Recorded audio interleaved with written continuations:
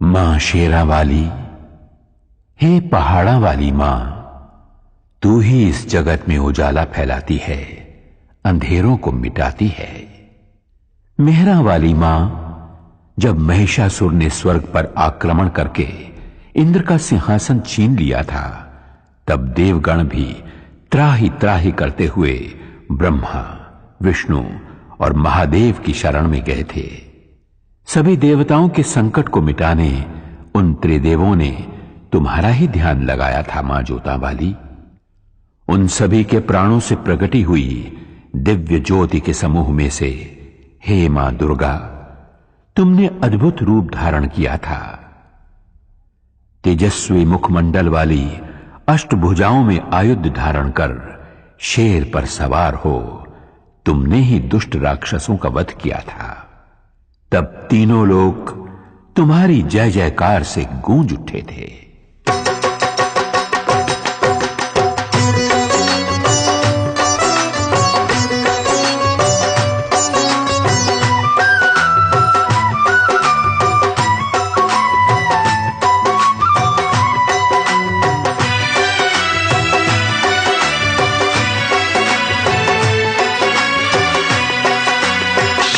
सवार होके आजा शेरा वाली, शेर पे सवार होके आजा शेरा वाली, शेर पे सवार होके आजा शेरा वाली, शेर पे सवार होके आजा शेरा वाली, सोए हुए भाग्य जगा जा शेरा वाली, शेर पे सवार होके आजा शेरा वाली, शेर पे सवार होके आजा शेरा वाली, शेर पे सवार होके आजा शेरा वाली, शेरा वाली मां जोता वाली, शेरा वाली मां जोता वाली।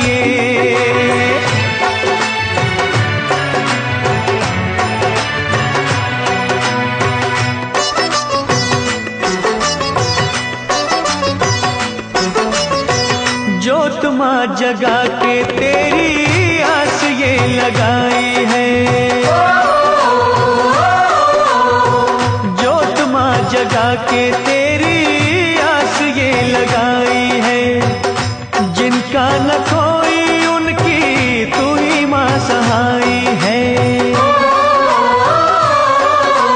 रोशनी अंधेरों में दिखा जा शेरा वाली, रोशनी अंधेरों में दिखा जा शेरा वाली, शेर पे सवार होके आजा शेरा वाली, शेर पे सवार होके आजा शेरा वाली, शेरा वाली मां जोता वाली, शेरा वाली मां जोता वाली।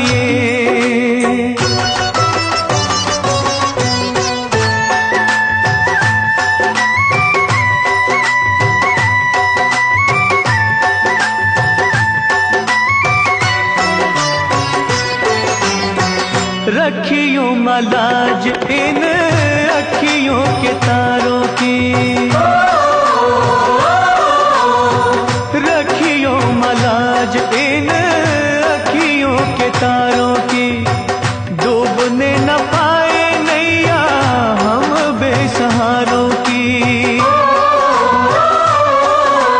नैया को किनारे पे लगा जा शेरा वाली, नैया को किनारे पे लगा जा शेरा वाली, शेर पे सवार होके आजा शेरा वाली, शेर पे सवार होके आजा शेरा वाली, शेरा वाली मां जोता वाली, शेरा वाली मां जोता वाली।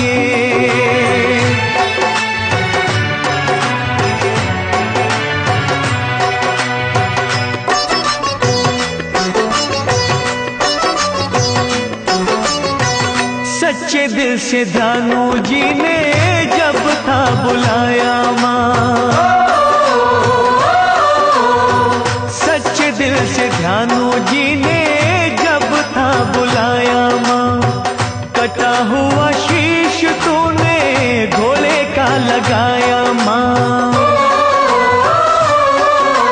भक्तों की आन को बचा जा शेरा वाली, भक्तों की आन को बचा जा शेरा वाली, शेर पे सवार होके आजा शेरा वाली, शेर पे सवार होके आजा शेरा वाली, शेरा वाली मां जोता वाली, शेरा वाली मां जोता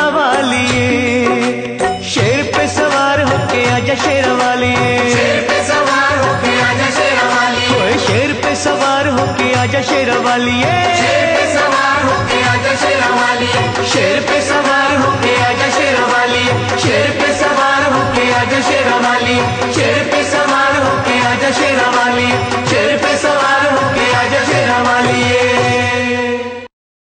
मां शेरा वाली के भक्तों की हर बात निराली होती है। मां के भक्त की बातों की गहराइयों में छिपे हुए ज्ञान के मोतियों को मां का सच्चा भक्त ही परख सकता है। माता वैष्णो का परम भक्त एक किसान था। कड़ी मेहनत करता था और मस्त रहता था। एक दिन मदनपुरा का राजा घोड़े पे सवार हो उस ओर से निकला। पसीने से तरबतर किसान को देखकर बोला, भाई, इतनी मेहनत करके कितना कमा लेते हो? किसान ने कहा, हे राजन, मुझे जितना चाहिए उतना मां शेरा वाली की कृपा से मिल जाता है। मजदूरी करके जो भी मिलता है उसके 4 हिस्से कर देता हूं। राजा ने पूछा, वो क्यों भला? एक हिस्सा खाने के लिए, एक हिस्सा पिछला कर्ज चुकाने के लिए, एक हिस्सा आगे के खर्च के लिए और एक हिस्सा पानी में फेंकने के लिए। राजा ने किसान से पूछा, तुम्हारी बातें रहस्यपूर्ण हैं। समझाते हुए किसान ने कहा, एक हिस्सा मेरा और मेरे बीवी बच्चों का, यह हुआ खाने का। एक हिस्सा मेरे बूढ़े मां बाप का खर्च, यह हुआ पुराना कर्ज। एक हिस्सा मेरे बाद वाली पीढ़ी के लिए, यह हुआ आगे का खर्च। एक हिस्सा दान में देना, यह हुआ पानी में फेंकना।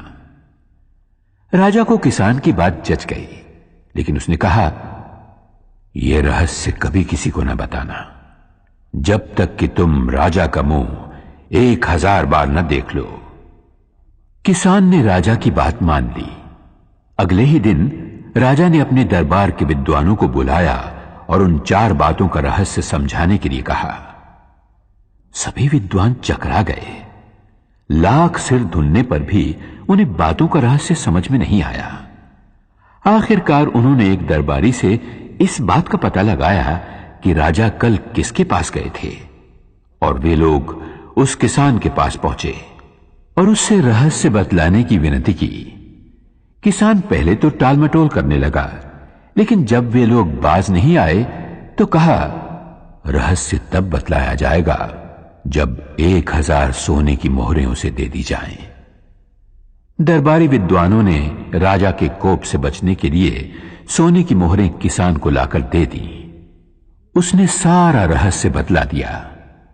अगले दिन जब दरबारियों ने राजा को हूबहू किसान वाला रहस्य सुना दिया तो राजा को विश्वास हो गया कि ये बातें किसान ने ही वचन भंग करके दरबारियों को बतला दी हैं।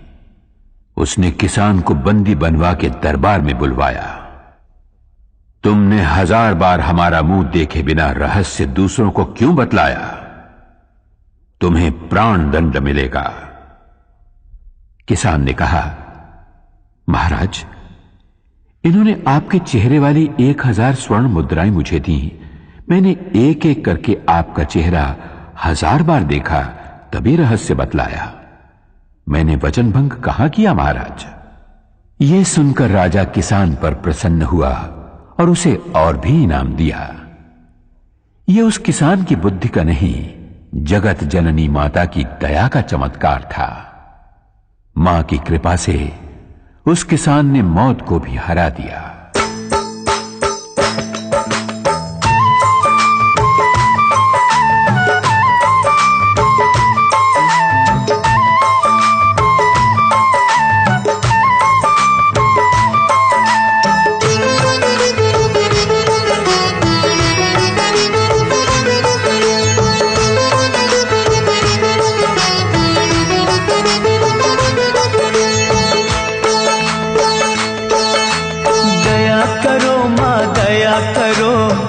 तो मुझ पर दया करो, दया करो माँ दया करो, अब तो मुझ पर दया करो। देर भई बड़ी देर भई, यूं न देर लगाया करो।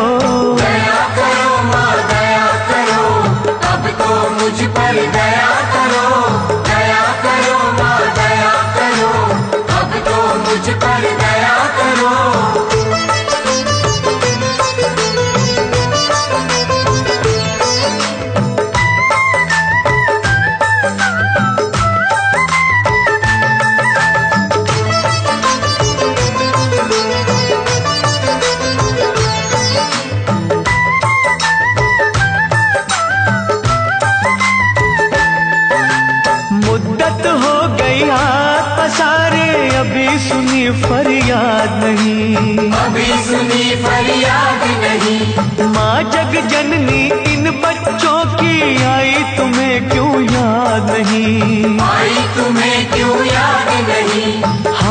बड़े कमजोर,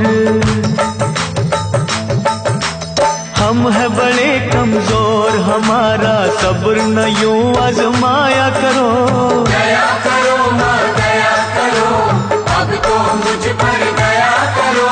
दया करो माँ दया करो, अब तो मुझ पर दया करो।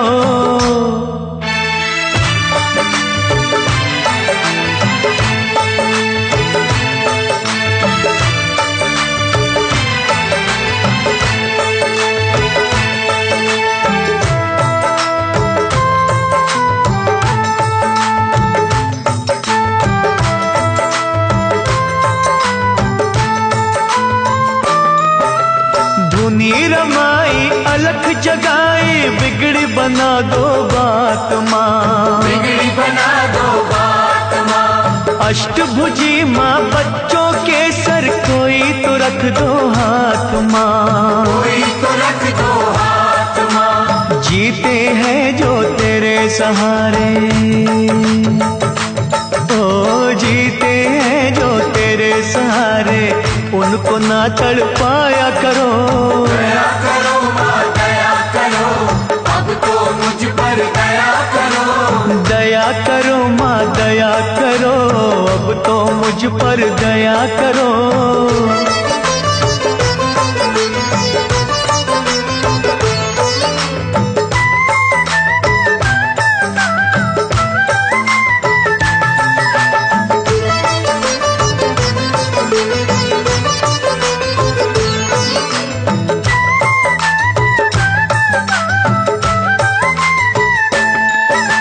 सच्चे मन से चिंता हरनी, हम तो पुकारे जाएंगे, हम तो पुकारे जाएंगे। तू ही सुनेगी तुझे कहेंगे, झोली यही फैलाएंगे, झोली यही फैलाएंगे। छोड़ेंगे ना चरण तुम्हारे,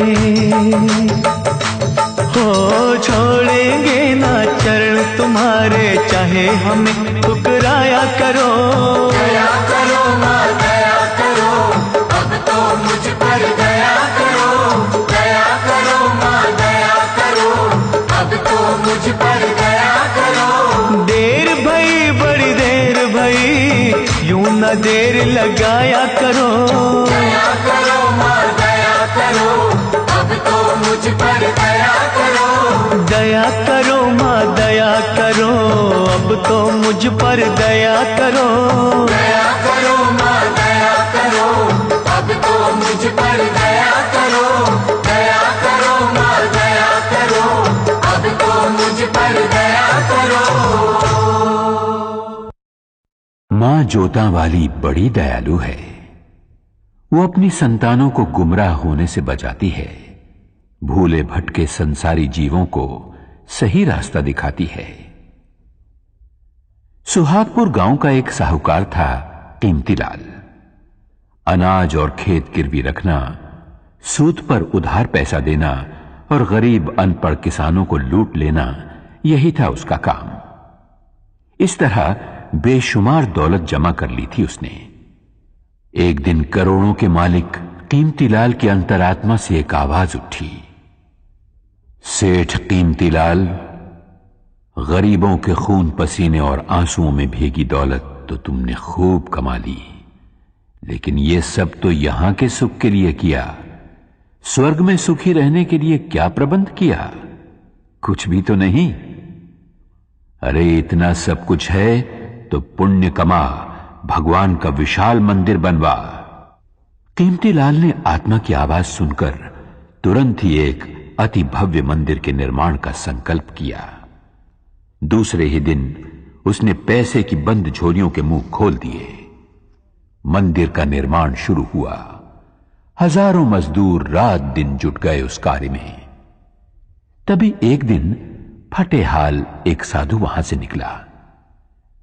साधु कीमतीलाल के पास आकर बोला, सेठ जी, सुना है और देख भी रहा हूं कि आप स्वर्ग में ठाट बाट से रहने का इंतजाम अभी से कर रहे हो। कीमतीलाल अभिमान से बोला, सही सुना है तुमने। मैं ये मंदिर इसीलिए बनवा रहा हूं कहो, क्या आज्ञा है?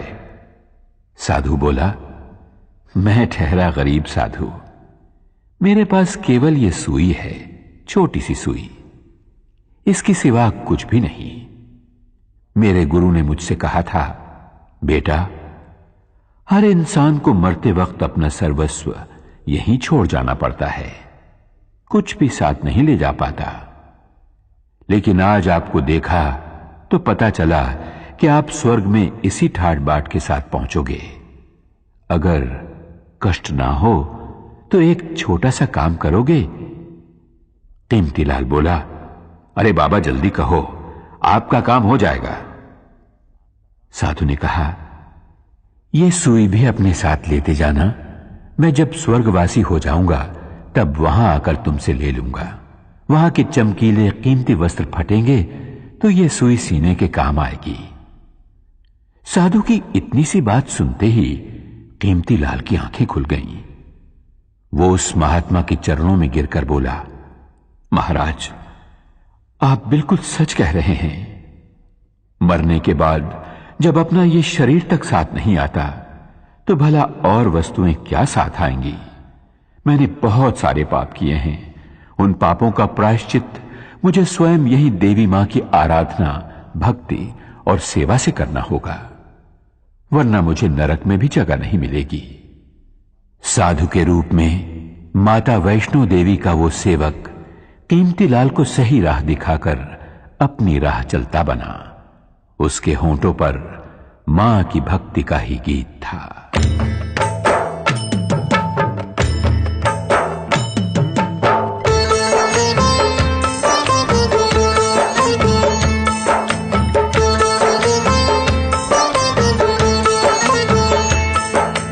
अपना काम है चरणों में तेरे माँ देना अर्जी, खैर देना या ना देना मैया ये तुम्हारी मर्जी।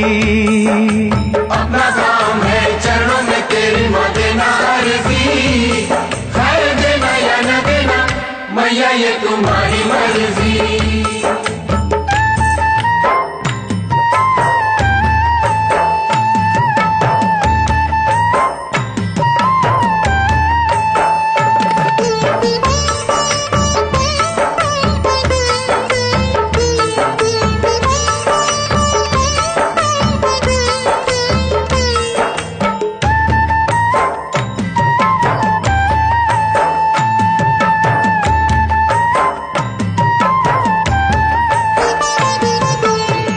कुएं के प्यासे आते जाते रहेंगे, दुखी दुखड़े मसीहा को सुनाते रहेंगे।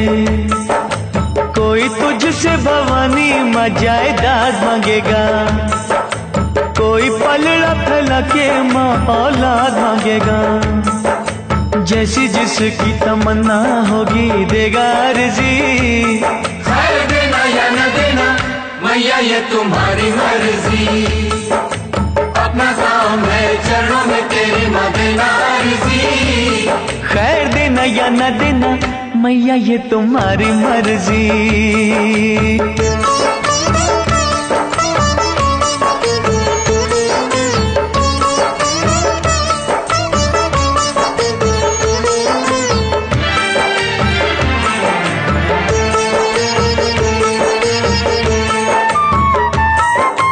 तेरे द्वार से कई ऊंची शान चाहेंगे, दान करने को महादानी दान चाहेंगे।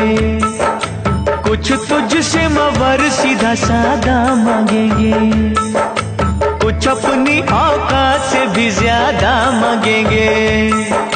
जैसी जिसकी तलब होगी देगा अर्जी, खैर देना या न देना मैया ये तुम्हारी मर्जी। अपना काम है चरणों में तेरी माँ देना अर्जी, खैर देना या ना देना मैया ये तुम्हारी मर्जी।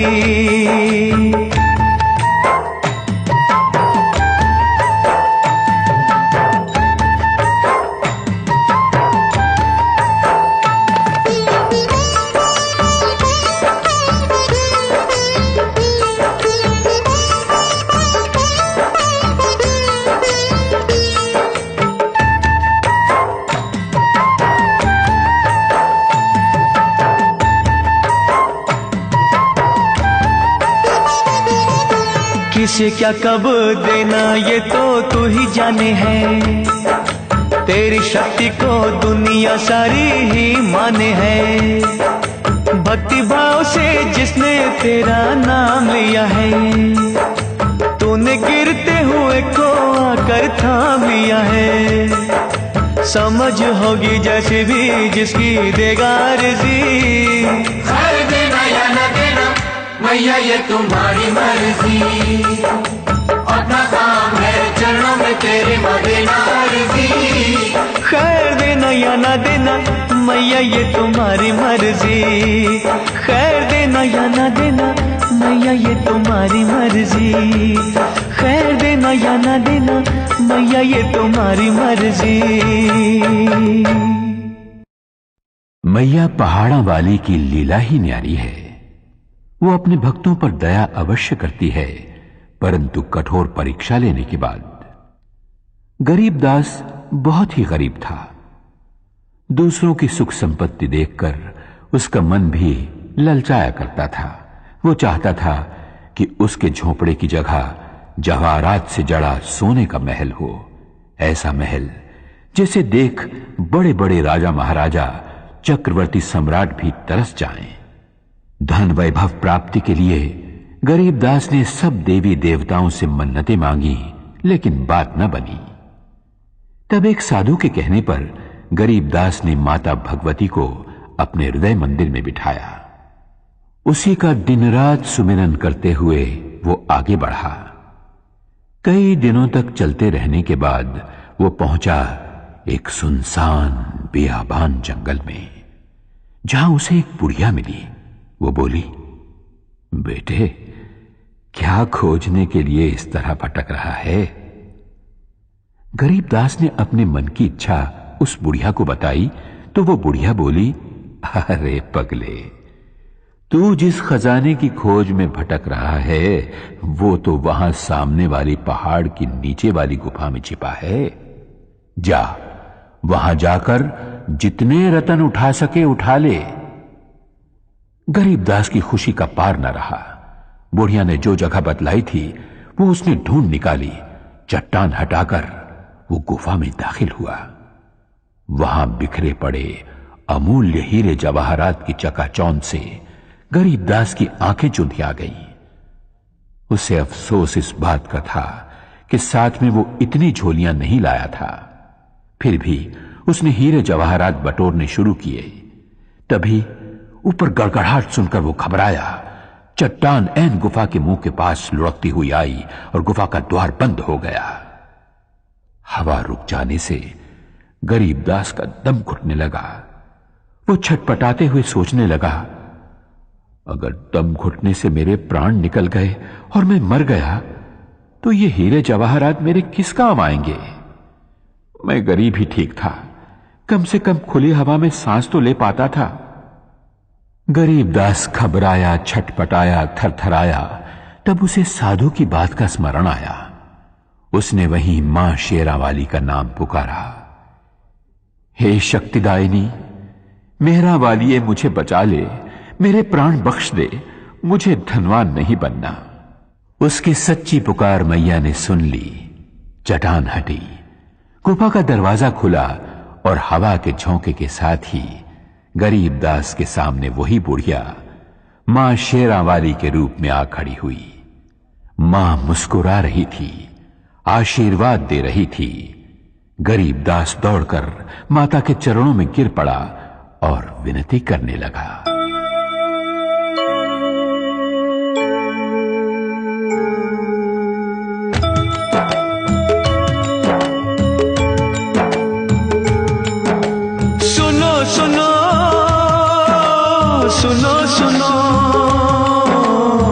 सुनो सुनो बिनती माँ मेरी,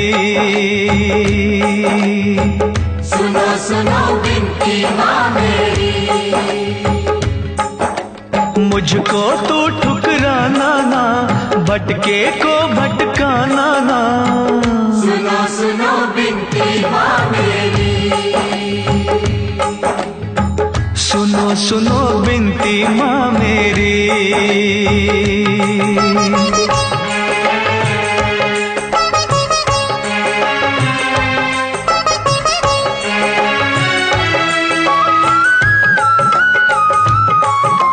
झरझर बहते आँख से आंसू, रोता है मन मेरा, रोता है मन मेरा, रोता है मन मेरा।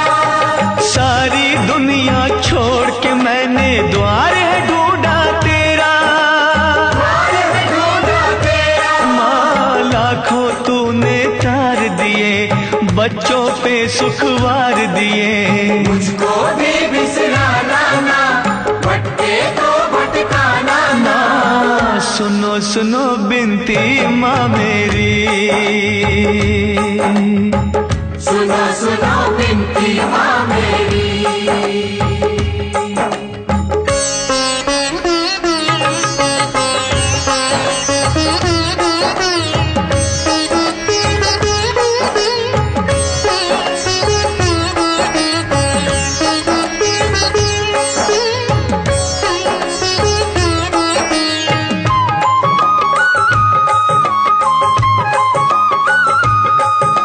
सत्य कर्म और धीरज मन का तुझसे है सब लेना, तुझसे है सब लेना, तुझसे है सब लेना। खाली झोली तरस रही है, टाल न मुझको देना, टाल मुझको देना। हो दुख सुख तेरे हाथों में, कर दे उजाला रातों में, करना कोई बहाना ना, भटके तो भटकाना ना। सुनो सुनो बिनती माँ मेरी, सुनो सुनो बिनती माँ मेरी।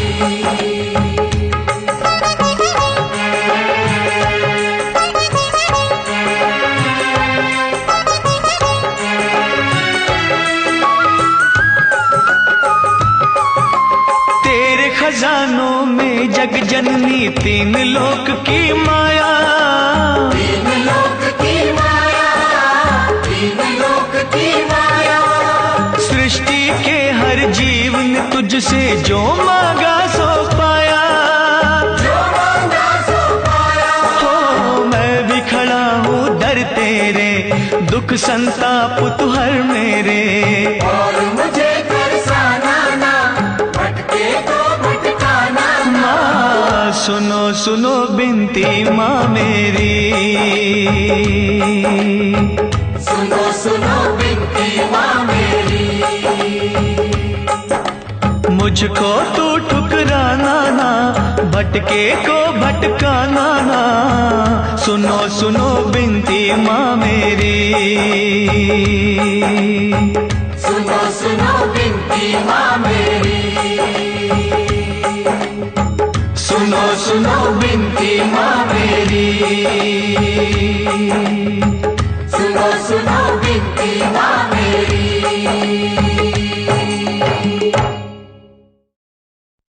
मां शेरा वाली ने हम सभी को सबसे कीमती ये मानव जन्म और मनुष्य का शरीर दिया है, फिर भी हमारी आंखों के आगे अज्ञान का जो पर्दा है, उस कारण हम असली धन को देख नहीं पाते। एक नौजवान गरीबी से तंग आकर अपने भाग्य को कोसने लगा। गरीबी दूर हो, इस उपाय की खोज में वो एक संत से मिला। महात्मा ने उसकी पूरी बात सुनी और बोले, बेटे, मैं एक व्यापारी को पहचानता हूं। वो मनुष्य के अंग खरीदकर अच्छे पैसे देता है। तुम अपनी दोनों आंखें बेच दो उसे, वो 50,000 रुपए देगा। युवक बोला, हाँ, आप कैसी बात करते हैं महाराज, 50,000 रुपए लेकर मैं क्या करूंगा, बिन आंखों के अंधा नहीं हो जाऊंगा। तब संत ने कहा, तो ठीक है, दोनों हाथ बेच दो, 30,000 रुपए मिल जाएंगे। युवक बोला, अरे 2 हाथ बेचकर 30,000 रुपए मिल भी गए तो किस काम आएंगे, मुझे अपाहज नहीं बनना। अच्छा तो ऐसा करो, अपनी दोनों टांगें उसे बेच दो, 20,000 रुपए मिल जाएंगे। चलो 2 ना सही, 1 टांग ही बेच दो, 10,000 रुपए क्या बुरे हैं। नौजवान बोला, वाह महाराज वाह, क्या रास्ता बताया है धन कमाने का, मैं लंगड़ा नहीं हो जाऊंगा। संत बोले, फिर ठीक है, पूरा शरीर 1 लाख में बेच दो। नौजवान बोला, 1 लाख तो क्या, अगर कोई 1 करोड़ भी देगा तो भी मैं अपना शरीर नहीं बेचूंगा। संत बोले, बेटे, मैं यही समझाना चाहता हूं तुम्हें। भगवान ने जब करोड़ों नहीं अरबों खरबों की कीमत का यह शरीर दिया है तो भला तुम गरीब क्यों मानते हो अपने आप को? नौजवान संत के चरणों में गिरकर बोला, महात्मन, आपने मेरी आंखें खोल दी, आज्ञा दीजिए, मुझे क्या करना चाहिए? संत बोले, वत्स, मानव शरीर एक अपार खजाना है। अपने हर अंग से काम लो। इस शरीर के रोम रोम में शक्ति रूपिणी जगदंबे का आह्वान कर। मां शेरा वाली तेरे मन मंदिर में आन बसेगी। तब सोना चांदी हीरे जवाहरात तो क्या, जो तू चाहेगा वही पाएगा। जा, मां की भक्ति में लीन हो जा, कण कण में मां के दर्शन कर।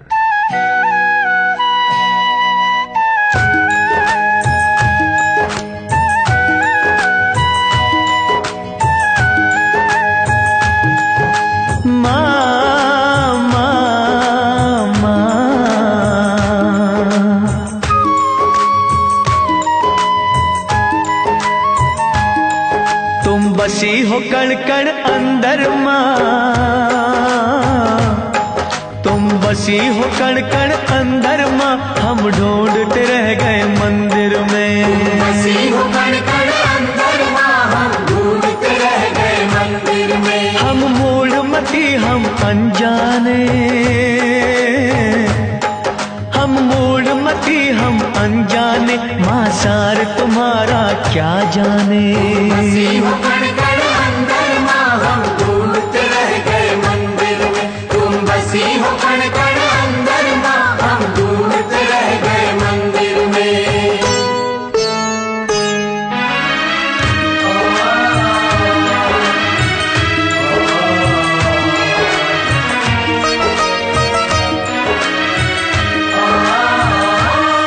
तेरी माया को ना जान सके, तुझको न कभी पहचान सके। हम मोह की निद्रा सोए रहे, माँ इधर उधर ही खोए रहे। तू सूरज तू ही चंद्रमा, तू सूरज तू ही चंद्रमा, हम ढूंढते रह गए मंदिर में। बसी हो कण कण अंदर मां, हम ढूंढते रह गए मंदिर में। तुम बसी हो कण कण अंदर मां, हम ढूंढते रह गए मंदिर में।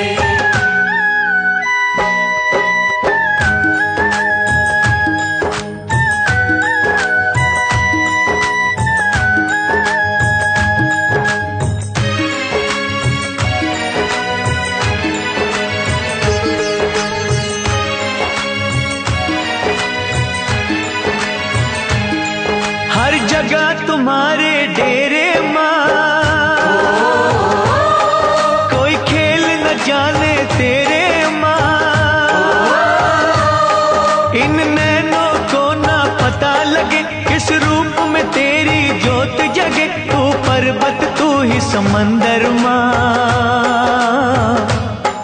तू पर्वत तू ही समंदर मां, हम ढूंढते रह गए मंदिर में। बसी हो कण कण अंदर मां, हम ढूंढते रह गए मंदिर में। तुम बसी हो कण कण अंदर मां, हम ढूंढते रह गए मंदिर में।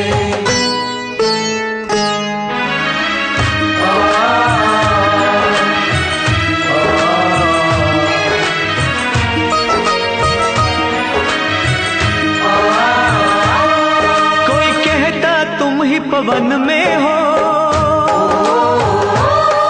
और तुम ही ज्वाला अगन में हो। कहते हैं अंबर और जमीन, तुम सब कुछ हो हम कुछ भी नहीं।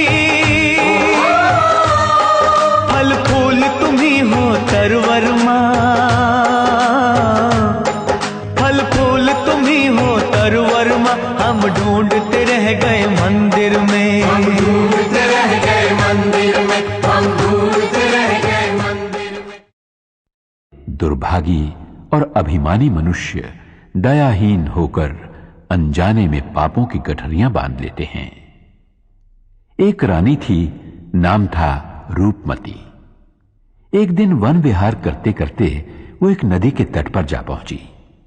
सहेलियों के साथ उसका जी चाहा कि स्नान किया जाए, पर जैसे ही उसने नदी के पानी में पांव रखा, उसके शरीर में कपकपी आ गई। पानी बहुत ही ठंडा था। जैसे तैसे उसने डुबकी लगाई और बाहर आ गई। बाहर जोरों की हवा चल रही थी। पूरा शरीर थरथराने लगा। रानी ने दासियों से कहा, लकड़ियों का प्रबंध करो ताकि उन्हें जलाकर बदन को गरमाया जा सके। जब लकड़ियों का प्रबंध ना हो पाया तो रानी ने नदिया के पास ही बनी एक गरीब की झोपड़ी में आग लगा देने की आज्ञा दी। वैसा ही किया गया, लेकिन देखते ही देखते आग आसपास की झुग्गियों में फैल गई। कोलाहल मच गया। एक साथ कई गरीब बेघर हो गए। रानी का काम तो हो गया, पर गरीबों की बस्ती खाक हो गई। राजा न्यायप्रिय था। प्रजाजनों की फरियाद सुनकर उसने हुक्म दिया, रानी को महल से घसीटकर बाहर लाओ, उसे गंदे फटे कपड़े पहनाकर दरबार में हाजिर करो। वैसा ही किया गया। राजा ने कहा, अरे निष्ठुर, तूने बहुत बड़ा पाप किया है। तू अपने सुख के लिए दूसरों की व्यथा न समझ पाई। मैं तुझे इसकी कड़ी सजा देता हूं। आज से भीख मांग मांग कर जब तक तू इन बेघरों के लिए रहने के झोंपड़ों का इंतजाम नहीं कर देती, तब तक तुझे इस महल में नहीं आने दूंगा। देवी मां अपने भक्त जनों पर कभी आंच नहीं आने देती, क्योंकि मां का न्याय सदा ही दुखियों को दुखों से बचाता रहता है।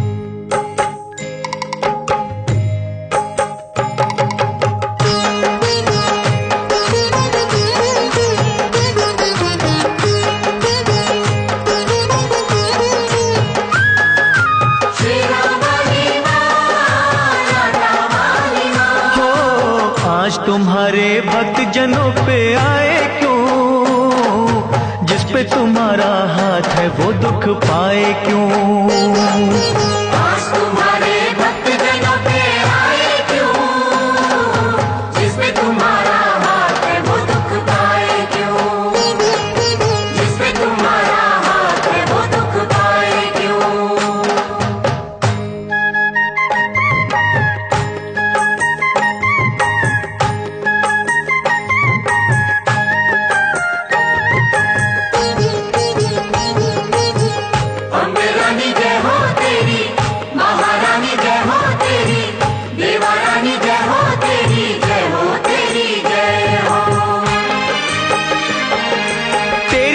से पत्थर भी तर जाते हैं, एक ही पल में दुख सभी हर जाते हैं। शेरा वाली मां, लाटा वाली हो जहाँ जलाए आशा की तू ज्योति मां, वहाँ के कंकर बन जाते हैं मोती मां।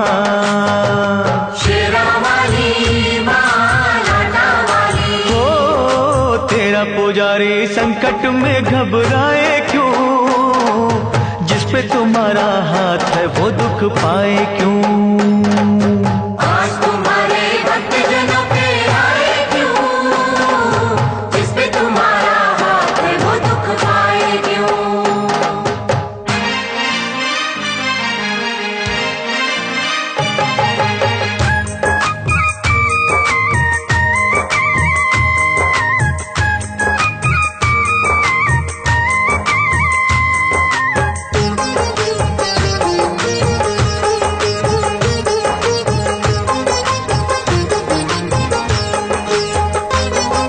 सूखे में तू जल थल करने वाली माँ, गागर में तू सागर भरने वाली माँ।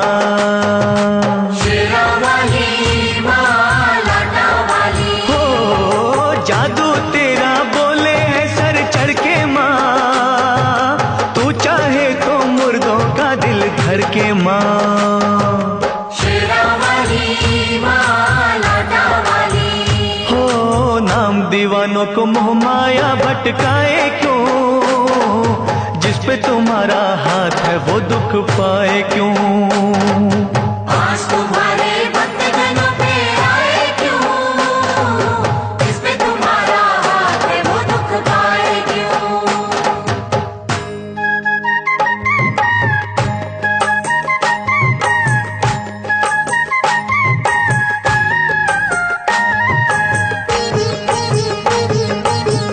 महाकाली जय हो तेरी, भद्रकाली जय हो तेरी, खंडे वाली जय हो तेरी, जय हो तेरी जय हो। जब भी बरसे तेरी दया का बादल माँ, आग का दरिया हो जाता है शीतल माँ। शेरा वाली माँ, लाटा वाली, हो होनी को अनहोनी तुम ही करती हो, संकट हरनी सबके संकट हरती हो। शेरा वाली माँ, लाटा वाली, हो फिर ये तेरा बंदा नीर बहाए क्यों, जिस पे तुम्हारा हाथ है वो दुख पाए क्यों। आज तुम्हारे भक्त जनों पे आए क्यों, जिसपे तुम्हारा हाथ है वो दुख पाए क्यों। दुर्भागी और अभिमानी मनुष्य दयाहीन होकर अनजाने में पापों की गठरियां बांध लेते हैं। एक रानी थी, नाम था रूपमती। एक दिन वन विहार करते करते वो एक नदी के तट पर जा पहुंची। सहेलियों के साथ उसका जी चाहा कि स्नान किया जाए, पर जैसे ही उसने नदी के पानी में पांव रखा, उसके शरीर में कपकपी आ गई। पानी बहुत ही ठंडा था। जैसे तैसे उसने डुबकी लगाई और बाहर आ गई। बाहर जोरों की हवा चल रही थी। पूरा शरीर थरथराने लगा। रानी ने दासियों से कहा, लकड़ियों का प्रबंध करो ताकि उन्हें जलाकर बदन को गरमाया जा सके। जब लकड़ियों का प्रबंध ना हो पाया तो रानी ने नदिया के पास ही बनी एक गरीब की झोपड़ी में आग लगा देने की आज्ञा दी। वैसा ही किया गया, लेकिन देखते ही देखते आग आसपास की झुग्गियों में फैल गई। कोलाहल मच गया। एक साथ कई गरीब बेघर हो गए। रानी का काम तो हो गया, पर गरीबों की बस्ती खाक हो गई। राजा न्यायप्रिय था। प्रजाजनों की फरियाद सुनकर उसने हुक्म दिया, रानी को महल से घसीटकर बाहर लाओ, उसे गंदे फटे कपड़े पहनाकर दरबार में हाजिर करो। वैसा ही किया गया। राजा ने कहा, अरे निष्ठुर, तूने बहुत बड़ा पाप किया है। तू अपने सुख के लिए दूसरों की व्यथा न समझ पाई। मैं तुझे इसकी कड़ी सजा देता हूं।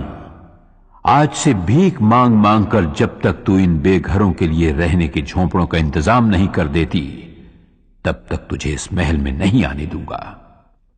देवी मां अपने भक्त जनों पर कभी आंच नहीं आने देती, क्योंकि मां का न्याय सदा ही दुखियों को दुखों से बचाता रहता है।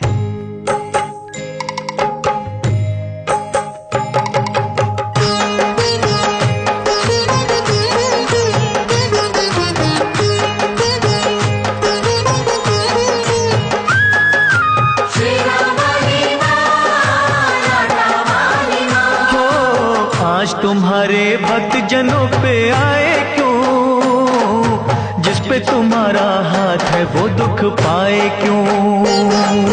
आज तुम्हारे भक्त जनों पे आए क्यों, जिस पे तुम्हारा हाथ है वो दुख पाए क्यों, जिस पे तुम्हारा हाथ है वो दुख पाए क्यों।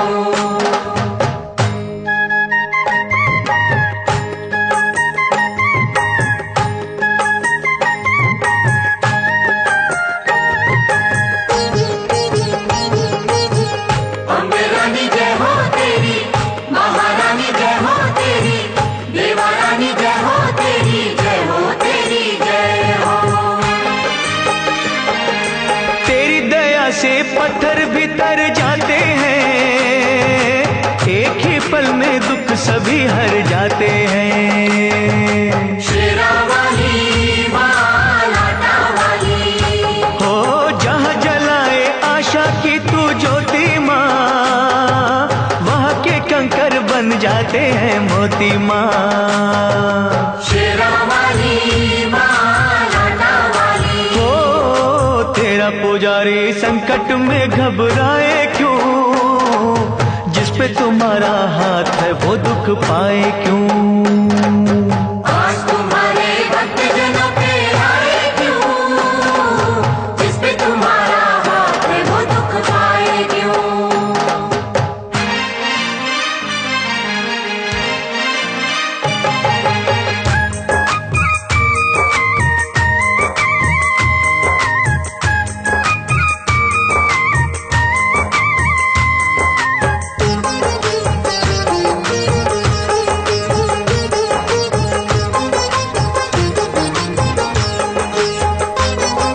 सूखे में तू जल थल करने वाली माँ, गागर में तू सागर भरने वाली माँ। शेरा वाली माँ लाटा वाली, हो जादू तेरा बोले है सर चढ़ के माँ, तू चाहे तो मुर्दों का दिल धर के माँ। शेरा वाली माँ लाटा वाली, हो नाम दीवानों को मोह माया भटकाए क्यों, जिस पे तुम्हारा हाथ है वो दुख पाए क्यों। आज तुम्हारे भक्तजनों पे आए क्यों, जिस पे तुम्हारा हाथ है वो दुख पाए क्यों।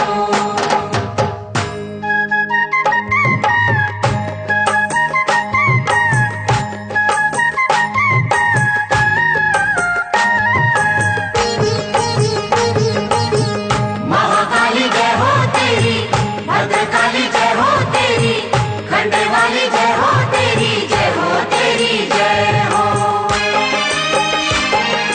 जब भी बरसे तेरी दया का बादल माँ, आग का दरिया हो जाता है शीतल माँ। शेरा वाली माँ लाटा वाली, हो होनी को अनहोनी तुम ही करती हो, संकट हरनी सबके संकट हरती हो। शेरा वाली माँ लाटा वाली, हो फिर ये तेरा बंदा नीर बहाए क्यों, जिस पे तुम्हारा हाथ है वो दुख पाए क्यों।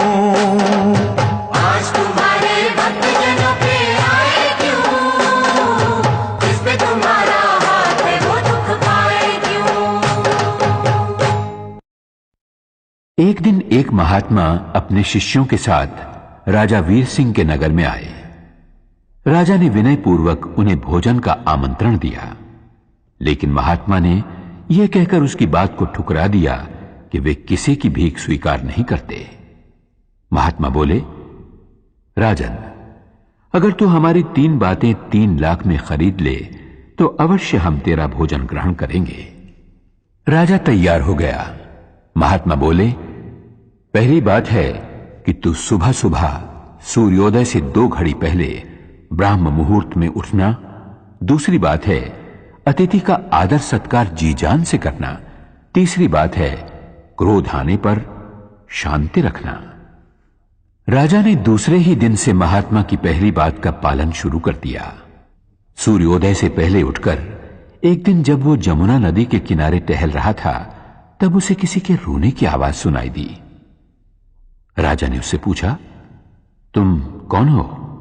रो क्यों रही हो? उस औरत ने कहा, मैं होनी हूं। रो इसलिए रही हूं कि इस देश का राजा 2 ही दिन के बाद मारा जाएगा। उसे सामने वाले पर्वत से निकलकर एक नाग डसेगा।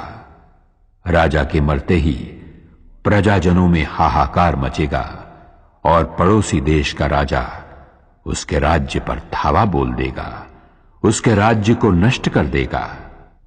राजा सोचने लगा, महात्मा की पहली बात का पालन करने से यह लाभ हुआ कि मुझे अपने ही मरने की खबर 2 दिन पहले मिल गई। राजा के कहने पर मंत्रियों ने राजकुमारी को राजा के रूप में राज्याभिषेक करके राज सिंहासन पर बैठने की तैयारियां शुरू कर दी। राजा ने मंत्रियों को अपनी मौत की खबर दे दी और कहा, मेरी पुत्री के पश्चात उसका पति राज्य संभालेगा। राजा ने स्वयं अपने प्राण लेने वाले अतिथि नाग देवता के स्वागत की तैयारी की। पर्वत से लेकर नगर तक के रास्ते पर नाग देवता के लिए वंदनवार सजाए गए, मार्ग पर फूल बिछाए गए, इत्र छिड़का गया, जगह जगह दूध भरे कटोरे रखे गए ताकि नाग देवता तृप्त हो सके। नियत समय पर नाग देवता पर्वत से निकले। अपने स्वागत में की गई तैयारियों को देखकर भाव विभोर हो उठे। राजा के पास पहुंचकर नाग देवता बोले, हे राजन, मैं तुम्हारे स्वागत सत्कार से बहुत ही प्रसन्न हूं। मांगो, क्या चाहते हो? राजा ने कहा, हे नाग देवता, मैंने अपना धर्म निभाया है, आप अपना कर्तव्य पूरा कीजिए। नाग देवता बोले, तुम्हारे जैसे धर्मनिष्ठ राजा को डसना पाप है। तुम्हारी मौत मैं अपने पर लेता हूं। इतना कहकर नाग देवता वहीं निर्जीव होकर ढेर हो गए। राजा ने सोचा, महात्मा की दूसरी बात मानने से मुझे नवजीवन मिला है। प्रजाजनों और दरबारी सभासदों की जय जयकार के बीच राजा महल में पहुंचा। अपनी रानी को एक पराये पुरुष से गले मिलते हुए देखकर उसे क्रोध आया। उसका हाथ तलवार की ओर बढ़ा। तभी उसे महात्मा की तीसरी बात याद आई। महात्मा ने कहा था, क्रोध आने पर शांति रखना। और जैसे ही राजा क्रोध पर काबू पाकर आगे बढ़ा तो देखा उसकी राजकुमारी पुरुष वेश में अपनी मां के गले लग रही थी। राज्याभिषेक से पहले राजकुमारी ने राजा की आज्ञा के अनुसार पुरुष वेश धारण किया था। महात्मा की तीनों बातों ने ये 3 चमत्कार कर दिखाए। जब मां की कृपा होती है तो वो अपने भक्तों की झोलियां वरदानों से इसी प्रकार भर देती है।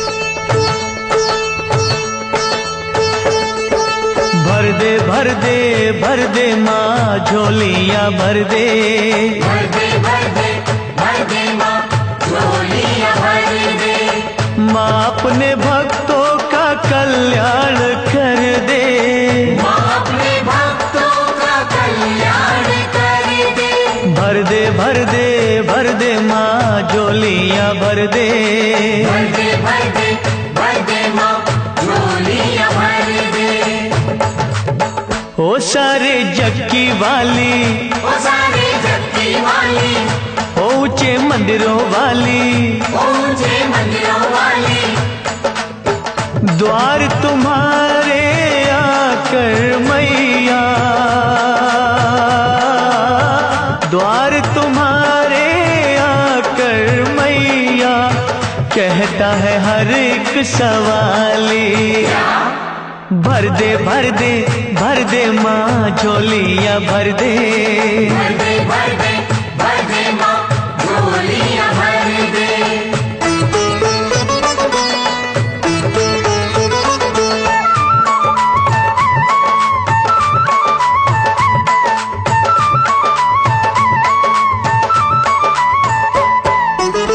आए हैं हम भी बड़ी दूर से चल के, आए हैं हम भी बड़ी दूर से चल के।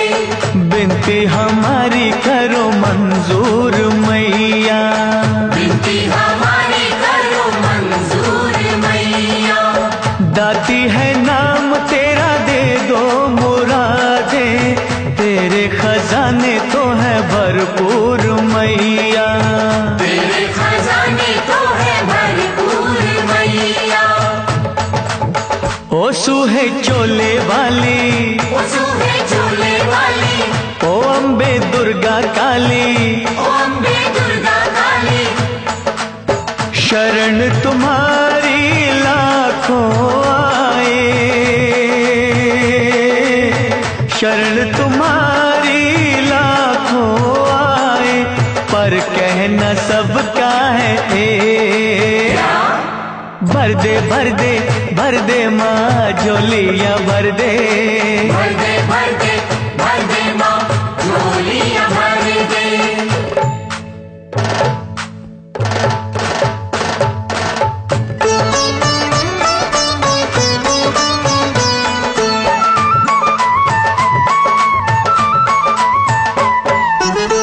सागर से दो बूंद हम भी जो ले ले, सागर से दो बूंद हम भी जो ले ले, सागर का अम्बे मैया कुछ ना घटेगा, सागर का अम्बे मैया कुछ ना घटेगा। दया की तू जो मैया ज्योति जगा दे, जीवन से अंधियारा दूर हटेगा, जीवन से अंधियारा दूर हटेगा। ओ सच्ची जोता वाली, ओ सच्ची जोता वाली, ओ दुनिया की रखवाली, ओ दुनिया की रखवाली, चरण कमल पे झुके अनेकों, चरण कमल पे झुके अनेकों, पर इच्छा सबकी है एक। भर दे भर दे भर दे माँ झोलियाँ भर दे, भर दे भर दे भर दे माँ झोलियाँ भर दे।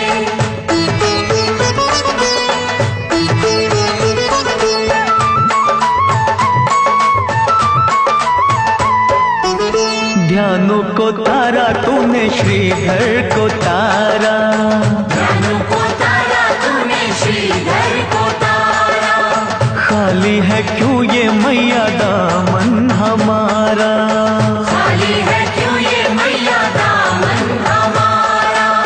मैया खेवैया बन तारो ये नैया, होगा ये एहसान हम पे तुम्हारा, होगा ये एहसान हम पे तुम्हारा।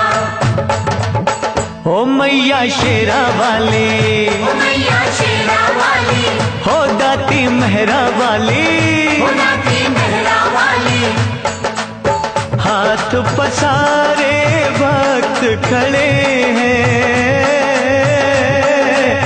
हाथ पसारे भक्त खड़े हैं, पर आशा सबकी है एक।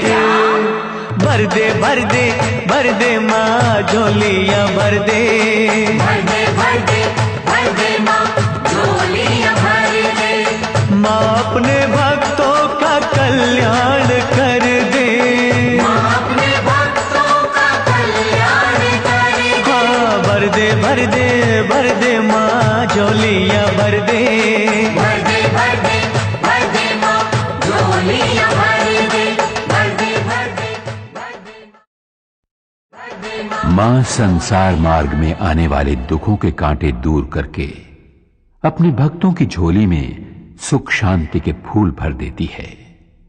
फूलों की कोमलता, फूलों के रंग, फूलों की महक कुदरत के करिश्मों का सुंदर खजाना है। राजा महेंद्र फूलों से बहुत प्यार करता था। फूलों के लगाव ने उसे सुंदरता का पुजारी बना दिया था। वो प्रजा पालन के कर्तव्य से ज्यादा भोग विलास में डूबा रहता था। एक दिन संध्या होने के समय राजा की सेज सजाने का काम चमेली नाम की मालन को सौंपा गया। सेज इतनी सुंदर, महकदार और कोमल सजी थी कि चमेली का मन हुआ कि एक पल वो भी उस पर लेटकर आनंद लूट ले। वो एक दो पल के लिए ही लेटी थी कि उसकी आंख लग गई। वो गहरी नींद सो गई।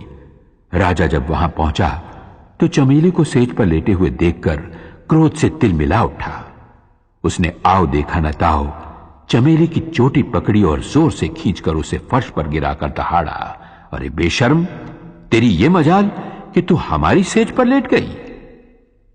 लेकिन चमेली तो रोने चीखने चिल्लाने की बजाय ताली बजा बजाकर हंसने लगी, खिलखिलाने लगी, नाचने लगी। राजा का क्रोध और भड़क उठा। उसने सिपाहियों को बुलवाकर मालन को कोड़े लगवाए। कोड़े पड़ते रहे और हर कोड़े के साथ चमेली की हंसी और भी ज्यादा गूंजने लगी, मानो वो उस महल और पूरे खानदान का मजाक उड़ा रही हो। राजा से जब सहन न हुआ तो उसने सिपाहियों को रुक जाने का आदेश दिया। सिपाहियों को रुकते देखकर चमेली फिर हंसी और बोली, बस थक गए? तब राजा ने चमेली से पूछा, अरे पगली, तुझे इतने कोड़ों की मार पड़ी फिर भी तू हंसती रही, तुझे दर्द नहीं होता? मालन ने बहुत ही सुंदर जवाब दिया। बोली, अन्नदाता, मैं तो घड़ी भर के लिए अपना कर्तव्य भूलकर फूलों की सेज पर लेटी तो इतने कोड़े खाने पड़े। हंसी तो इस बात की आ रही है कि जो राजा यानी आप मां जगदम्बे की भक्ति और प्रजा पालन के कर्तव्य को भूलकर रात दिन भोग विलास में खोया रहता है, उसे भला कितनी बड़ी सजा मिलेगी। और इतना कहकर फिर चमेली हंसने लगी। राजा का सर शर्म से झुका जा रहा था, चेहरा मुरझाने लगा था। उसे अपनी भूल का एहसास हो चुका था। वो मन ही मन मां से प्रार्थना करने लगा।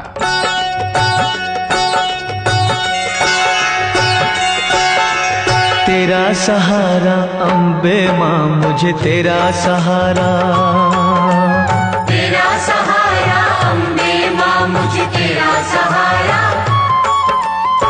नाव पुरानी गहरा पानी, दिखे दूर किनारा।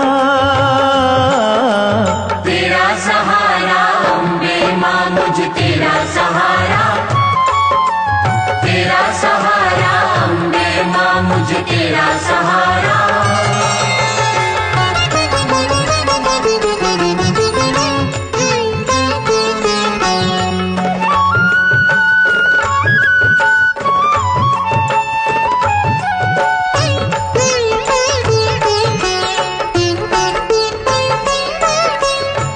दुख हरनी मां जगदम्बे, मेरी चिंता हर लो। मेरी चिंता हर लो, मेरी चिंता हर लो।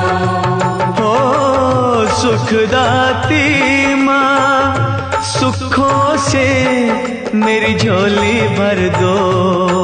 मेरी झोली भर दो, मेरी झोली भर दो। मुझे बहाकर लेना जाए तेज समय की धारा। तेरा सहारा अम्बे मां, मुझे तेरा सहारा। तेरा सहारा अम्बे मां, मुझे तेरा सहारा।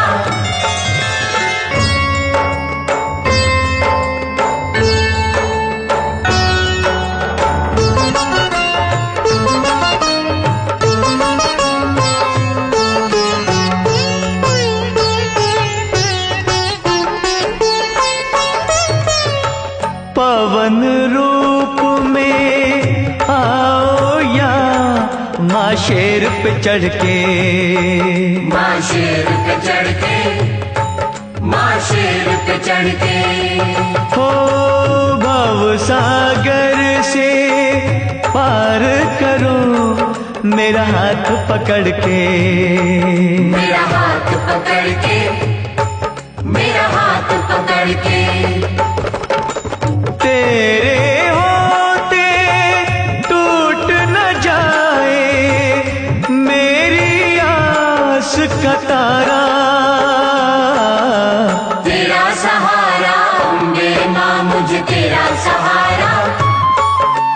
तेरा सहारा अम्बे मां, मुझे तेरा सहारा।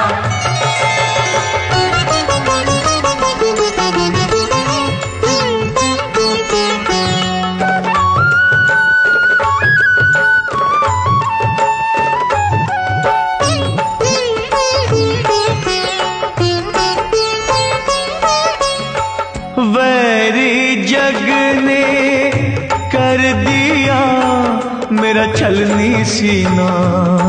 मेरा छलनी सीना, मेरा छलनी सीना। हो हुआ क्यों तेरे भक्तों का मां मुश्किल जीना। मां मुश्किल जीना, मां मुश्किल जीना। अपनी जो